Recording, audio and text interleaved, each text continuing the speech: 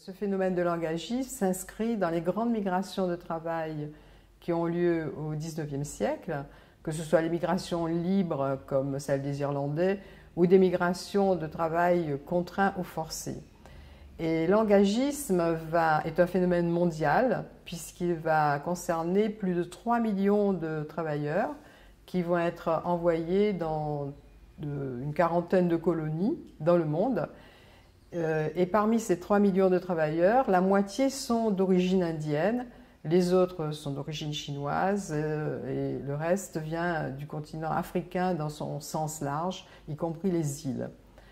Les Mascareignes sont une grande destination de cette migration de travail puisque 1/5 de ces engagés arrivent dans les Mascareignes, à peu près 200 000 à La Réunion et plus de 400 000 à Maurice. Donc c'est un phénomène global, c'est un phénomène mondial et c'est dans ce phénomène-là que La Réunion s'inscrit.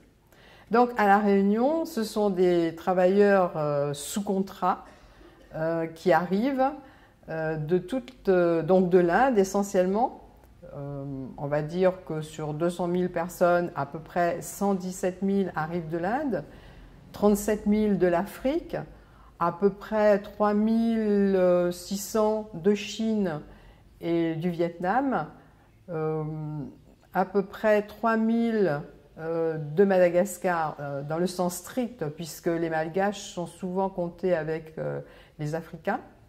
Et pour finir, 3 000 personnes qui arrivent de Rodrigue.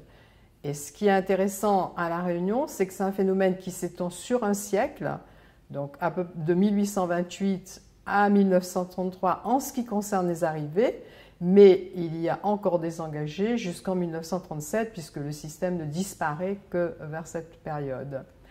Et ce qui est original à La Réunion par rapport à ce qui se passe dans le reste du monde, c'est que les premiers engagés qui arrivent ici arrivent alors qu'il y a encore des esclaves qui travaillent tout à fait légalement sur les plantations. C'est-à-dire que La Réunion est une terre d'expérience pour l'engagisme au XIXe siècle. Les planteurs, à la suite de l'interdiction de la traite négrière en 1817, se posent la question de savoir comment ils vont renouveler les travailleurs sur les plantations. Et donc, comme La Réunion a des contacts très étroits avec l'Inde et les établissements français de l'Inde, donc on choisit de faire venir des Indiens à La Réunion à partir de 1828, en tant qu'engagés et sous le contrat d'engagement. De 1828 à 1848, c'est-à-dire au moment de l'abolition de l'esclavage, pendant cette vingtaine d'années, il y a à La Réunion des engagés qui travaillent en même temps que des esclaves. C'est la grande originalité. Quelle est la différence entre l'engagisme et l'esclavage ? Je viens de dire que les deux phénomènes, au départ, sont concomitants. Donc, en réalité, l'esclave, juridiquement, est un objet. Il appartient à son maître, il n'a pas de nom. Quand il arrive, il a été enlevé déjà, il a été capturé, on ne lui a pas demandé son avis. Quand il arrive ici, il n'a plus qu'un prénom, il n'a plus de religion, en tout cas officiellement. Il n'a pas le droit de transmettre quoi que ce soit, puisque rien ne lui appartient, pas même ses enfants. Alors que l'engagé, son statut juridique est différent. C'est quelqu'un qui est juridiquement libre. Et en tant que libre, il signe le contrat d'engagement dans les lieux de départ, quelle que soit l'origine. Il signe ce contrat d'engagement, et ce contrat d'engagement prévoit un salaire, un logement, la nourriture, les vêtements, les soins médicaux et à la fin du contrat, le retour. L'engagé qui arrive ici, donc les contrats varient de 3 ans à 5 ans. Ces contrats de 3 ans reprennent l'ancien système mis en place par les compagnies des Indes pour envoyer des Européens dans les colonies comme en Amérique, c'est ce qu'on appelait les 36 mois. Donc on reprend un ancien système, on recycle un ancien système au 19e qui existe déjà.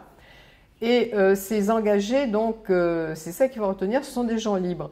Et ils ont aussi le droit de pratiquer leur religion. Ces engagés, quand ils arrivent sur l'île, quelle que soit leur origine, vont pouvoir se marier, vont pouvoir transmettre leur nom à leurs enfants, s'ils ont des biens, transmettre les biens, et pour un certain nombre d'entre eux qui ne peuvent pas ou qui ne veulent pas rentrer dans leur pays d'origine, s'installer et s'insérer dans la société réunionnaise, ce qui n'est pas du tout le cas des esclaves.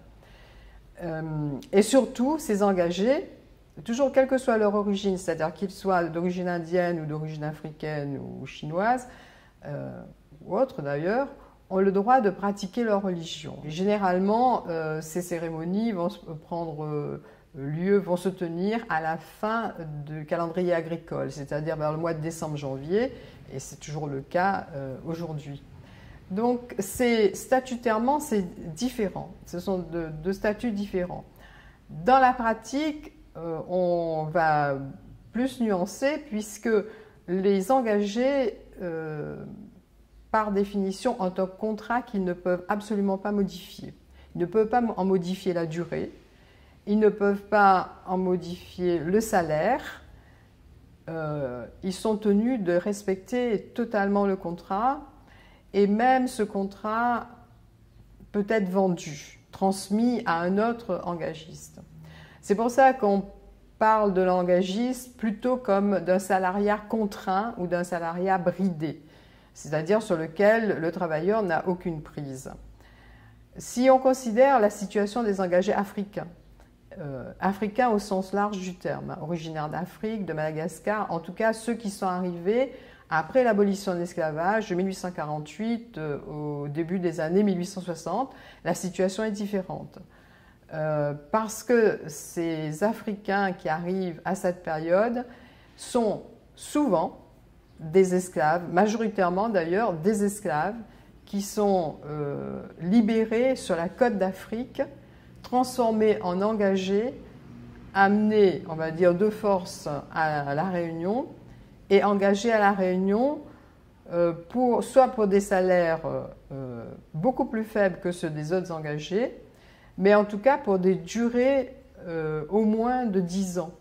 Alors on a des contrats, par exemple pour les Africains, de 5 ans, mais à 5 francs, alors que l'engagé, on va dire indien, touche 12 francs 50 à l'époque.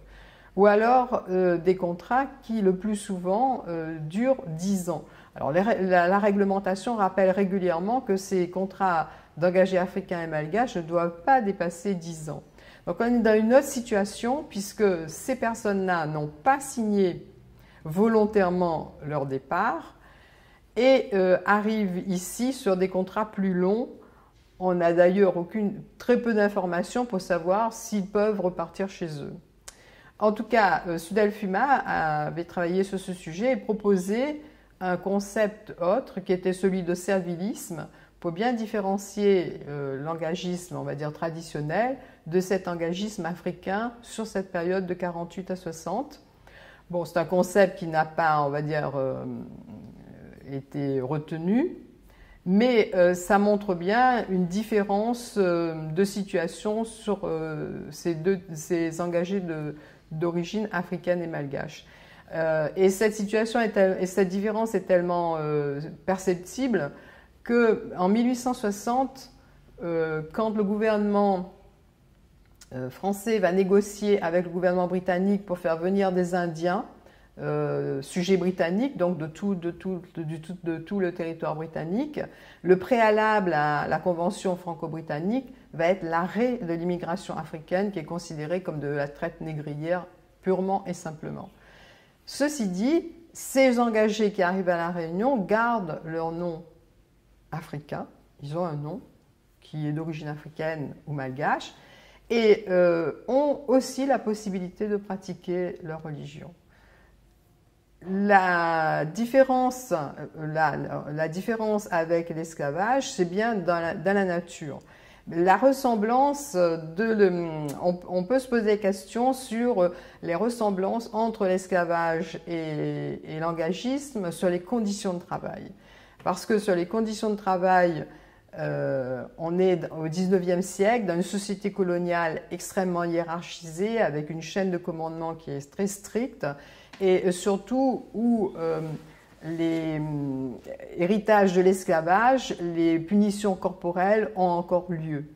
Les engagés viennent pour travailler, pour gagner de l'argent et rentrer chez eux en s'étant enrichis. C'est pour ça qu'ils arrivent. Et en réalité, on se rend bien compte que ces engagés touchent peu d'argent parce que sur la somme totale, on peut enlever à la fin du mois les retenues pour absence, les retenues pour tout ce qui a été dépensé à la boutique de l'établissement, etc. Et donc, on peut se rendre compte que les engagés, à la fin du mois, finalement, touchent peu de leur salaire, du salaire promis, quand ils le touchent, hein, parce que certains rapports montrent bien que les engagistes ne payent pas régulièrement leurs engagés. Et aussi, ce qui pose problème, ce sont les conditions réelles de vie. Jusqu'en 1933, pour les engagés Rodriguez, on a des descriptions des camps qui sont peu hygiéniques et les horaires de travail sont très importants.